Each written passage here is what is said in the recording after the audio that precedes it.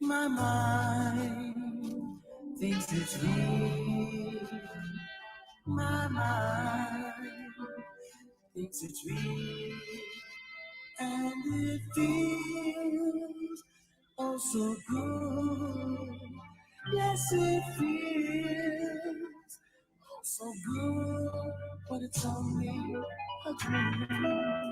Only a dream. Don't let us stop. Go back the clock and don't let go. Just hold on. Keep it nice and slow. On and on. 'Cause I know how good it feels. And I still think it's real. But it's only a dream. Don't let us stop. Pull back the clock. I know I'm asleep. I can feel it from my head to my feet. Oh, oh, oh. Please, Mr. Sandman. I know if anyone could, you would understand. I just can't wait. No, not yet.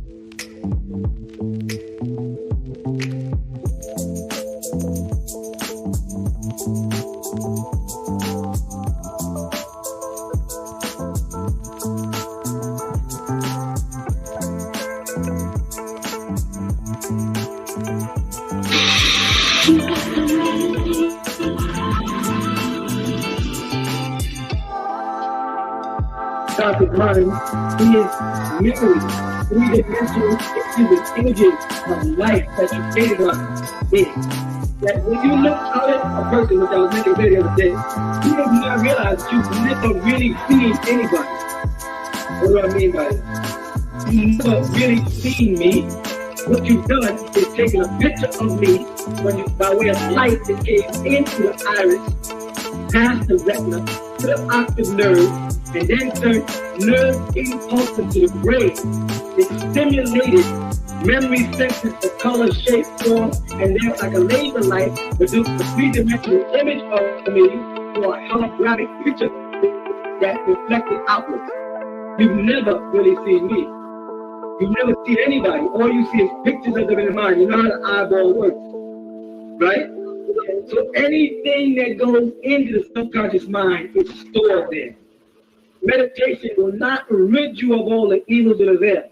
You must learn to use meditation for concentrating so that you can have the power to pull out the subconscious mind to discipline what you want. The same thing if you put your 5 fingers down on a table right now, and I said, raise your thumb. Are you doing it? Yeah. It's relatively simple. Raise your pinky. Relatively simple. Raise your pointer finger. It's relatively simple. Raise the fingers next to it, the middle finger. Now keep your hand flat and raise that last finger. That finger is very difficult to raise because it's not used as much as the other fingers, and therefore the muscles to the tendon are not as stimulated the same way. You follow that? Yes. So man has learned to move in his pinky, his index pointer finger, but not as really. He activates his see, hear, taste, smell, and feel senses, but his sense of emotion is like a lion in the jungle going wild. His mind. He can think bad even when he wants to think good. He can flash into negative thoughts while he's trying to concentrate on positive things. Because he does not develop that pinky. However, if this person was going to set out to be a piano player and they need that pinky, they would sit down and they practice and they develop that pinky so they can move it the same way they move the thumb and the other fingers. You follow that? Because they need to use it. The mind is the same way. You have to learn to develop, to use the mind to focus concentration for an even flow of positive energy. Otherwise, it will run wild and control you. Things have to be clear. Things have to be not vague. They have to be very clear in your mind. Anything that you want to happen, you must see it clear in your mind and control the wild wandering of the mind. This is the first step of meditation.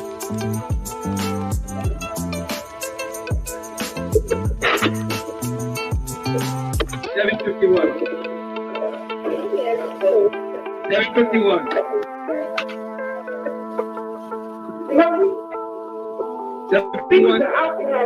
7:51 and 9. See, the speakers are out. I'm mentioning it to the brothers who know so you can work on it tomorrow. 7:51 and 9. See, the speakers are out. And 7:30 and 5. I'm doing fine. Right, shukran.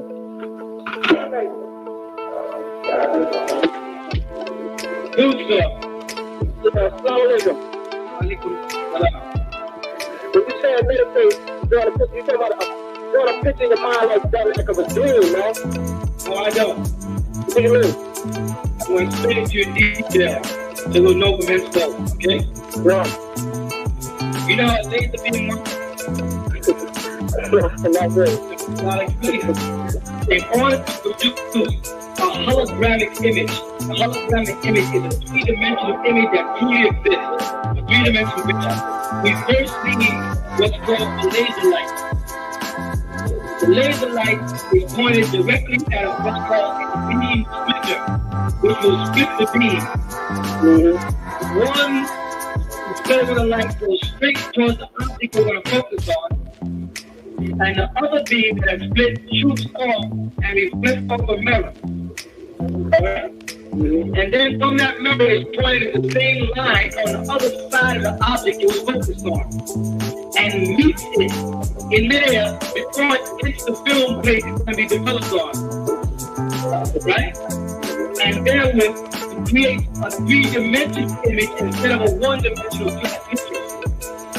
You see that?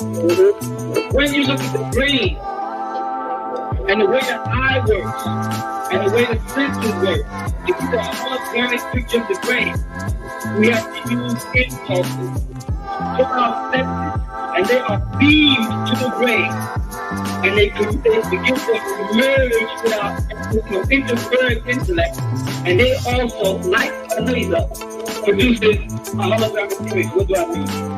I mean, thoughts pass to the body like light rays to the nerves. And then, the senses towards the brain, it travels through the blood, where there's oxygen. And inside the brain, there are billions and billions and billions of cavities of thought that are waiting to be stimulated. Once this light hits a certain point in the brain, it stimulates memories and brings back thoughts. You follow? So when I say to utilize the mind's eye for concentration, what I mean is anything that you want to come true, anything that you want to manifest positively or negatively, comes from total and complete control of concentration. Yeah. We'll take two soldiers, for example, two types of characters, which I affectionately refer to as the underachiever and the higher achiever. And I'm beginning to realize now, becoming a person who's very involved in studying human nature, that the world is made up of underachievers and higher achievers. The underachiever is easily identified because when you ask him to describe something, he does it one-dimensionally. A higher achiever, when asked to describe something, does it over-exaggerated detail. You ever use vague expression? When you ask them concerning an object, like a clock, you say, oh, a clock. Well, there's various different clocks. That clock, in my mind, is a wall clock. Oh, it's about 12 inches in diameter, which is a cross. And it has numbers, the standard American numbers, running to 12 counts. While basic moves towards the right hand, right to the top. It has two arms on it, about 3 inches thick, like batteries in the back to activate certain wheels that make this. And I said, you explain it in detail until you can actually feel the clock and see the clock with it. Whereas the underachiever, you can say, clock. What kind of clock? Oh, it's just a regular clock on the wall. You follow that? The difference is the overachiever has the power to envision in the mind's eye a total three-dimensional image of anything he wants to come true. And where's the gift in that? Electrical impulses or electrical charges, right, send the waves of thought to the brain.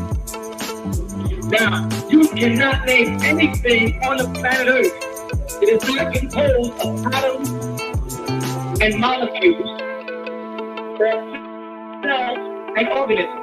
And both atoms and cells are controlled by electricity, and are formed by electricity and energy. You understand?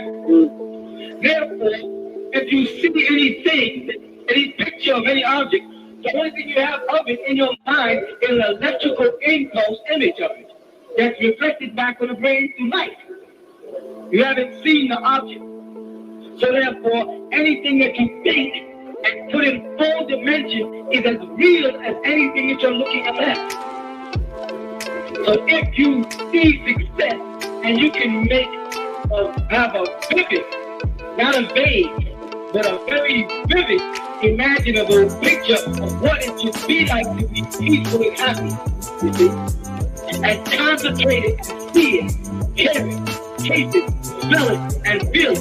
see the joy in people's eyes, and the smile on their face, and a healthy salam, and people in prayer.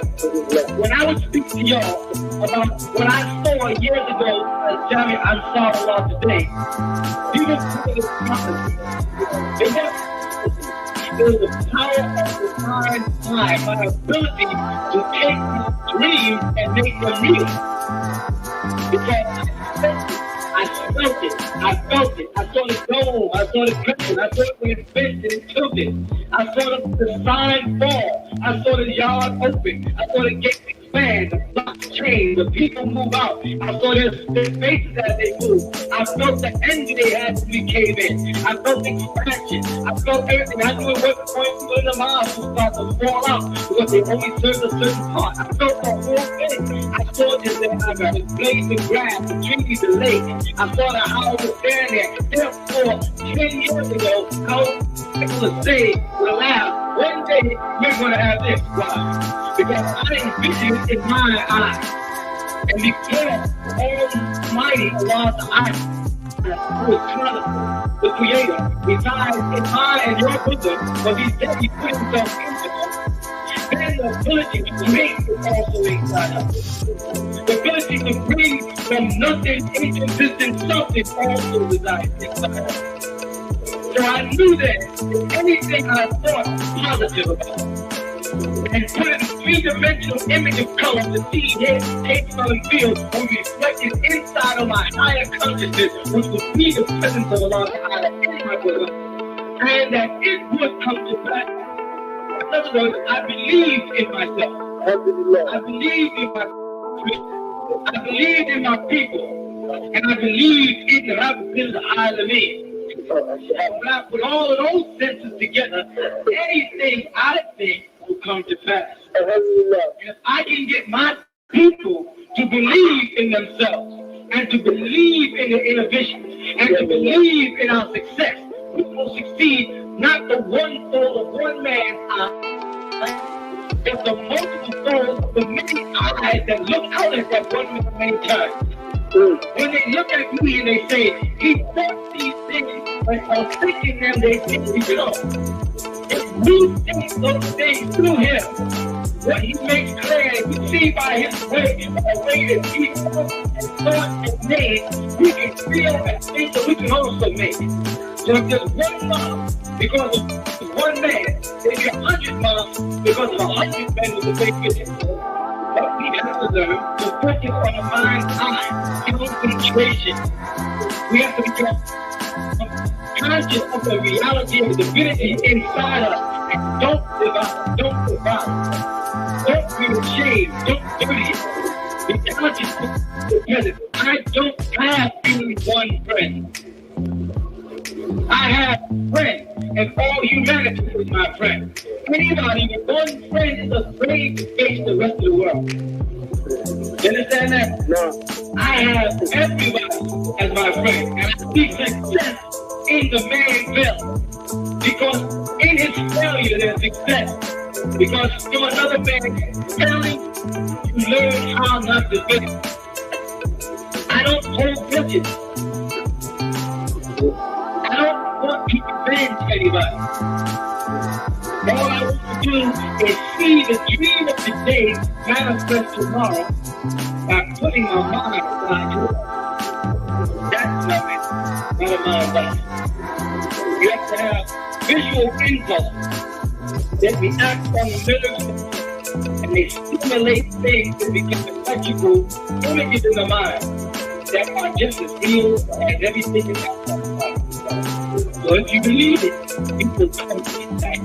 I believe for some of you are making. I believe. We believe it. We'll come true. 7:35. Yes. Yes.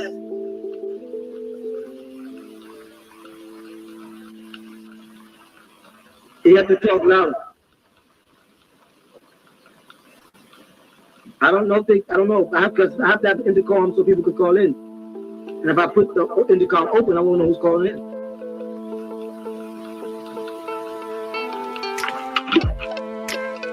I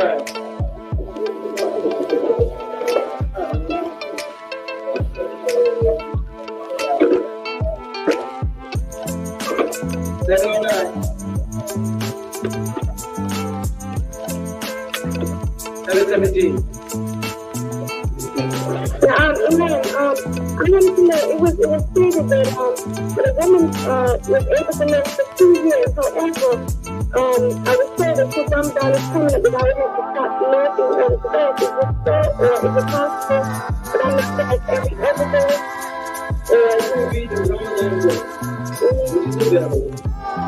It tells you all those things. I don't like to be asking to talk with me, but it seems like a lazy word.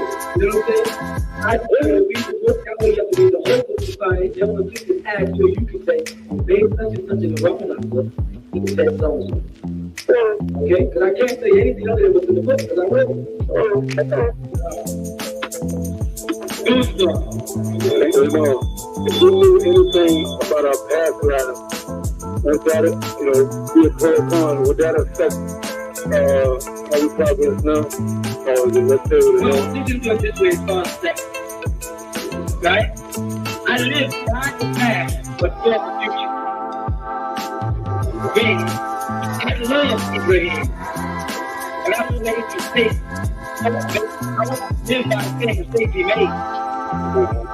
Now, if we take from the past of our lives and bring it to the future, then there's no room to change. We cannot be wrong. Because what we were in the past was definitely not Muslim. So if I try to bring out of my past and live it with my future, then I'm not a Muslim. I have good of the past and become a God. That's where so many people go wrong. Because they are afraid to start off as a baby. You establish a new way of life, a new ethic, a new way of speech, and everything. They have to reflect on what they want to impress the brothers. This is what I want to see. This is what I used to do. This is what I used to live. This is what I used to have. And when they do that, unfortunately, they bring out of the subconscious mind not only the memories and the images and the pictures, but the personalities. And then their aura is engulfed in that negativeness. Now they are Muslims with a subconscious mind of a Negro. You follow that? And everybody they talk, they spit poison.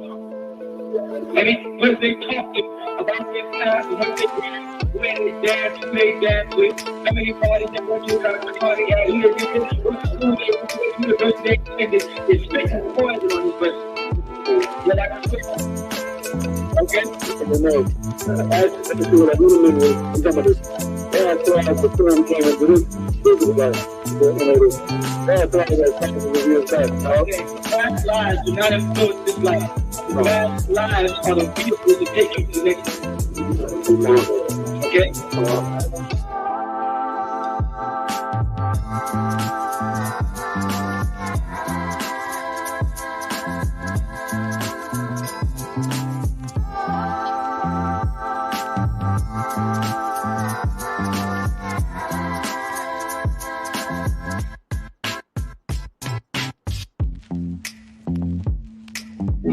Begin all acts and thinking by using Al-Kalim the All.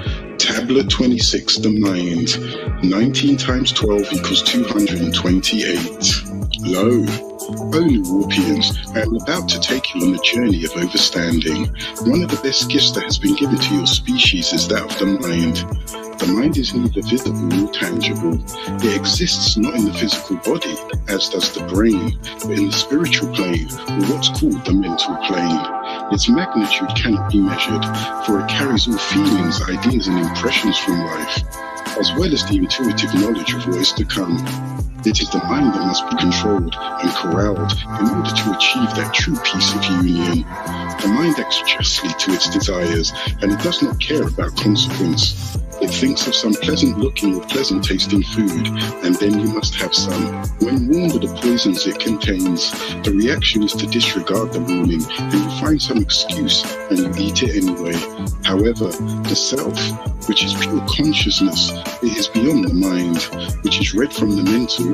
It is the witness of all that is perceived, the plane of truth, and about it, the plane of reality.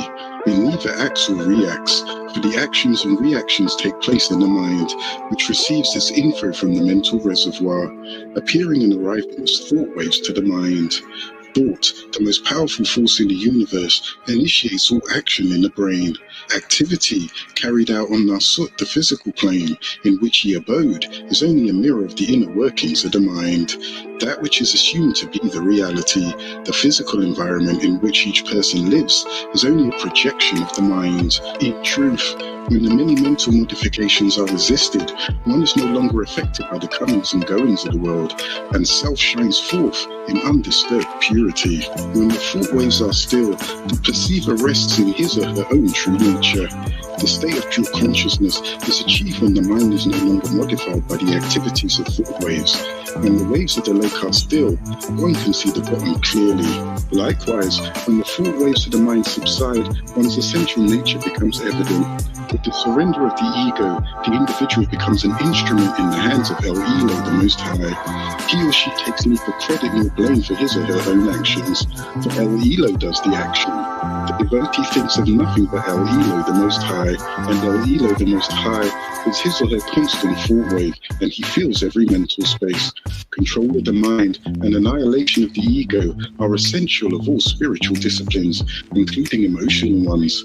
Even on an essentially emotional path, the intellect must not be neglected. If it is disregarded, one can degenerate into fanaticism. If, on the other hand, it is transcended, the devotee experiences the highest state of supreme devotional ecstasy. Your motivation should be the simplest desire, to love, to serve El Elo, the Most High. Only with this attitude will the ego disappear. One cannot attain liberation until all desires, including spiritual desire itself, has been burned. Pure peace is devoid of desire, ignorance and emotions. Pure love is love, united by lust, and it is difficult to develop, encompassing a pure desire to touch and embrace his or her physical and astral form. This is encountered frequently in the poetry and writings of the ancient mystic order of Melchizedek, the true mystic. If one Enoshai calls for a fool, it is only a verbalization, a vibration in the air, but what a thundering thought waves it creates.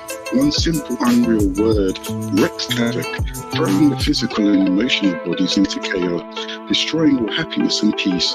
One's not a fool because he or she is called a fool.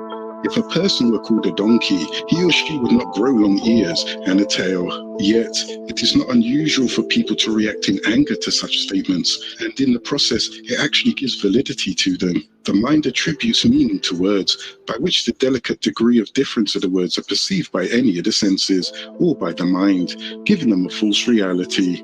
Such reactions to meaningless vibrations is the cause of countless human troubles. Overreaction to words and jumping to conclusions are weaknesses of the mind. The thought waves must be restrained at all times. One must be particularly wary of praise, for it too is verbal delusion, and the ego is ever ready to pounce on any opportunity to see itself as better or different from others. Not everyone is going to feel the same way as one who bestows a compliment.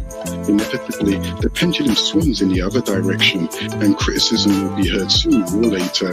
But true happiness should not rest on praise or abuse, for in all conditions, your true essence is beyond qualities and beyond change. Just as water may become steam or ice, it still remains its underlying essence. The weaker a person is, the less restraints he or she has over verbal essence. Then the mind is not concentrated, and the perceiver identifies with its modification. Then thought waves arise, and there is an immediate tendency to identify with it.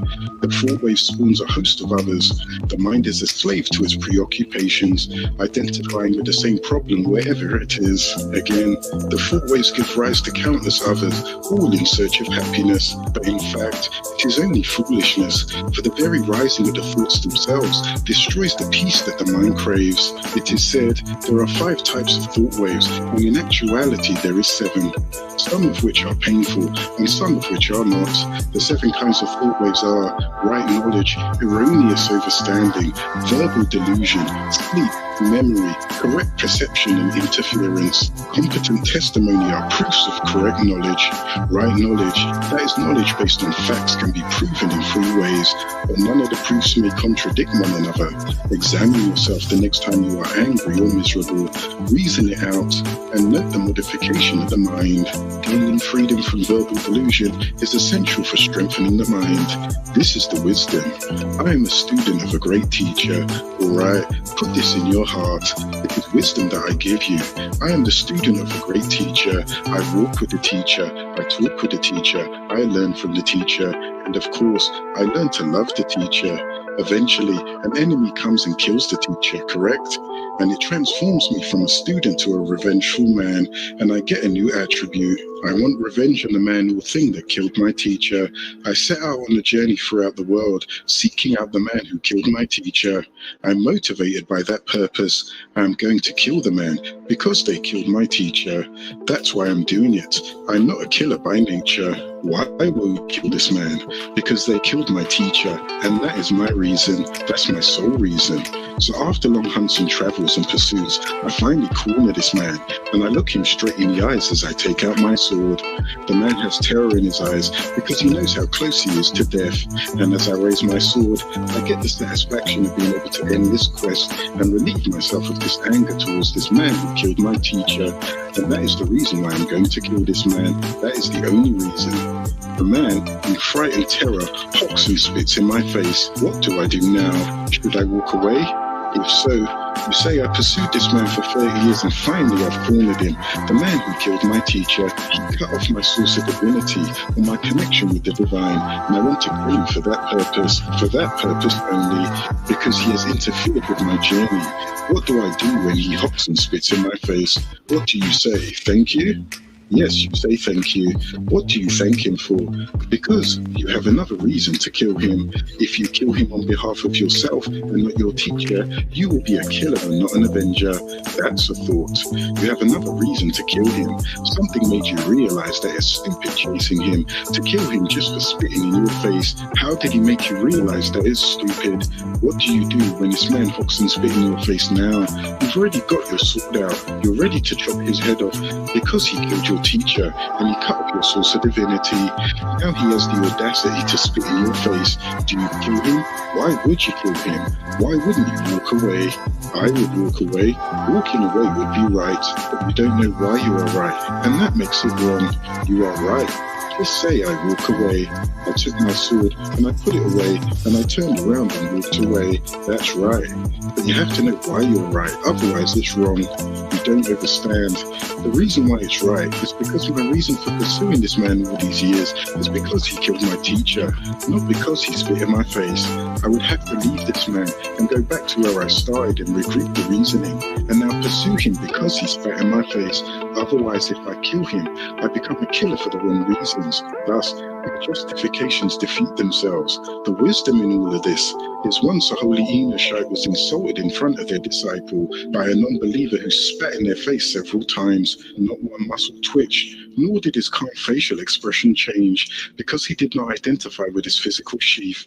His mind was centered in El Elo, the Most High. Can you imagine the strength of that mind? No matter what was done to him, he responded with one thought, that of pure love. A true Elohim will not react in anger, for to them, insult and praise are the same. Restraint of thought waves does not mean suppression. Suppression jams up violent emotions. For various reasons, people abuse, suppressing anger or pain by smiling and carrying a stiff upper lip. The restraint thought waves must be given an outlet. They must be sublimated and channeled into such uplifting activities such as chanting, repetition, exercise, singing and meditation on opposite and positive thoughts. Tablet 27. Exchange anger for love and sorrow for joy. 19 times 2 equals 38. Lo, a change in character occurs only through formation of new habits. Control can be gained by non-attachment or by eliminating emotional reactions to situations and individuals. Non-attachment does not mean that there should not be love or compassion, but rather the emotional thought waves are ignored. The thought waves may arise, but they are observed in a disinterested fashion, then put aside. Non-attachment is a state of mind. It is indifferent of objects of the world. It involves being unaffected by the pulls of likes and dislikes. Whenever the mind acquires a taste for a particular sensation of pleasure, it becomes attached to it. The mind recalls the experience and is particular. It is this craving that truth means. Non-attachment does not necessarily mean the cessation of life in society. It involves separating oneself from binding emotions of that life. Renunciation is the great aid for the attainment of non-attachment. By giving up objects to the senses, the mind is quickly stilled. But it is best to remember that non-attachment is not synonymous with not having. One can own nothing, and yet be full of desires. If a person is fond of cherry ice cream, binding their hands and taping it to her mouth will not keep their mind from dwelling on this tree. The basis of non-attachment is the internal realization of the worthlessness of the external world. Objects and desires then automatically fall away, but renunciation does not mean running away from society, duties and responsibilities as is sometimes assumed. It means carrying out one's duties in a dispassionate and unattached way. The more you want, the less you get. Those that must have, they are never really satisfied. Desire is the lead to suffering. Take less and don't be obligated. Care for your mate not to the point that you are falling in love and hard to live with. Things will happen with or without you, so you don't have to be a part of it all. That does not mean you should not be part of it. It just means you don't necessarily have to be a part. This world is temporary. Don't need it, or you will be bound to it all, and it never really gives. Tablet 28. Power, knowledge, and control. 19 times 1 equals 19. Low. Inertize. Knowledge of something not only gives control over it, but over those who have no knowledge of it. One buys a certain brand of toothpaste in preference to another, out of ignorance. The advertisers know human weakness. They claim that one brand has more sex appeal than another, and they play on the weaknesses of the mind. Everybody manipulates power in this way. Politicians concentrate their energy in outwitting each other and the public. They come up with such slogans as law and order and peace with honor, and they bombard the public with their energy in order to control the mass mind. Some yogis and swamis use such simple tricks and devices, such as using tiger skins to capture one's imagination, and hence the mind. If the mind can be tricked, it can be controlled. Laboratory experimentation is in fact scientific meditation. When the scientist discovers what has caused a certain mysterious disease, he or she will then have a basis for a cure. There are principalities in high places trying to discover the secrets of nature in order to manipulate and control nature's energies. Tablet 29. Purification and spiritual practice. 19 times 9 equals 171. Hello, Milwaukeeans. I'm about to take you on a journey to learning the importance of purification and spiritual practice. You must always remember that you must always take care of your spirit, and the first step is taking care of your physical body, which houses the spirit. 3 basic steps involved in spiritual practice are severely simple living, self-study, surrender to El Elo, the Most High. Austerity does not mean physical abuse or severe rigors. It refers to strict control for the senses in order to conserve energy for higher pursuits. Austerity in this sense means fasting occasionally, rising earlier instead of sleeping late, and reducing certain physical comforts for the sake of greater control of the mind. What keeps the mind flowing in the desired direction? Surrendering to El Elo, the Most High's will. One also surrenders the fruits of work performed. This is selfless, but one regards oneself as the instrument of El Elo and serves humanity with no thought of either credit or blame. El Elo does not work for you, he works with you. Ignorance is the unawareness of reality. You can't really ignore talking a moving person. It is identification with the temporal world rather than with the imperishable self. Egoism is the I-ness and the minus. It creates the illusion that the physical body is the real you. Likes, dislikes, and the person is swayed by feelings of attraction and aversion.